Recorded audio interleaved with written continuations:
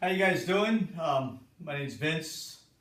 Closing up, having some technical difficulties in this part.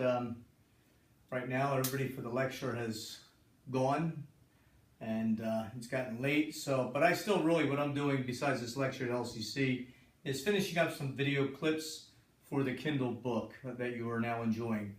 So, in the last video, we were talking about how to pick percentages. What do you call a day that's not a German 10 day? Well, we call that a light day, or a high velocity day, or an active rest day, or basically neurological augmentation day, all the above. And so basically these sort of days, you would pick a percentage of what you would do during your heavy days or your German 10 days. But it would be at a percentage, like I said, and it would depend on you as how I would answer, the evaluations I would make. On a Kindle book, the reader, I can't do that. So basically you just say, go grab 50%. But for optimal results, you want the optimal amount of weight with the optimal amount of velocity for the optimal amount of reps. So if I was like with the identical twins, I would take both of them, would design a different hybridized, customized German 10 system for each of them on their heavy days. The light days, not so much, but with other people who are not twins, who have different inclinations and velocities, like some people have naturally a faster cadence when they lift. They just naturally lift faster, some slower, and so forth and so on. What we do in our training, when I train people, is to try to increase the amount of weight that they do at different cadences. However, that's on their heavy days. On the light days, I have to figure out what they can do.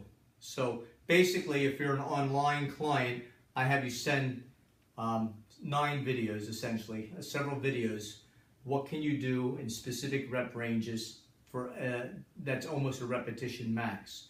Like what can you do in the 1 to 3 rep ranges, maybe 5 rep ranges? What can you do for 10 reps? What can you do for 25 reps in specific lifts? So, and then not only my timing, how long it takes for you to do the entire set, I'm also looking at the how many seconds per rep or how many reps per second you're doing for that repetition maximum in the earlier sets and see how it drops off and in what manner. A lot of variables that are beyond the scope of even this video that I take into consideration, and I wash through certain mathematical formulas to figure out what's the best percentage you need to use on a high velocity non-German 10 day. Without that, you're guessing. But still, you got to know that it's going to be a percentage in light day. Now, when you look at the screen basically says that anything in red is a repetition maximum. So you see something on that chart, it's a repetition maximum. If you see it in green, it's close to a repetition maximum, but it's really a percentage. It's under. Then there's blue, and then there's violet. So just take that chart into consideration when you're going to go into the next deal. So right here, I wish I could turn this here. Like I said, we got technical difficulties. Not chapter 15, but chapter 14. No, I'm sorry.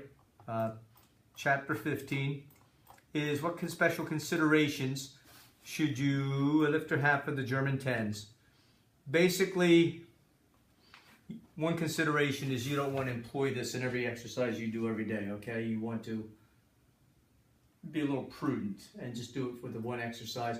Make sure that you have the time. Time is a consideration.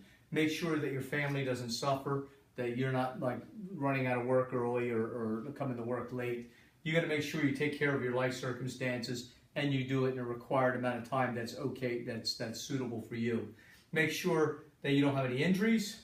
Make sure you get plenty of sleep. Sleep is more important. When I do a German 10 system, I will often need 2 hours more sleep. Even when I was at my healthiest and didn't have sleep apnea, if I could be fully rested, training heavy after 8 hours, eating good, and then when I did German 10s, I needed an extra 2 hours of sleep.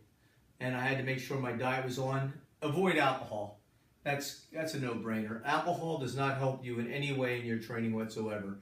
For me, when it comes to anything, if I drink one pint of beer, 2 glasses of wine or a Long Island iced tea, it takes me 2 weeks before I have any fat loss. I will not lose fat for 2 weeks.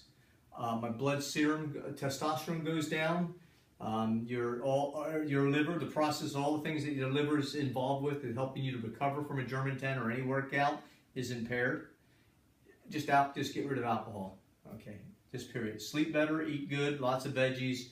Make sure that your protein requirements are up to snuff. That's individual. I'm not a dietitian. Again, I recommend that you speak to Nick Hammond, Nick the trainer dude, or Pax Monstein. Both those guys are really good, especially when it comes to bodybuilding. Now they have many charts and so forth that show what kind of protein intake you should take in. Tim Ferriss will tell you, and other people will tell you, find out what the minimum effective dosage is. Because any more than that can be too many calories or might spike your insulin if you go above what you need for minimal effective dosages for what you need to lose fat and to gain muscle. All right, I'll see you next video.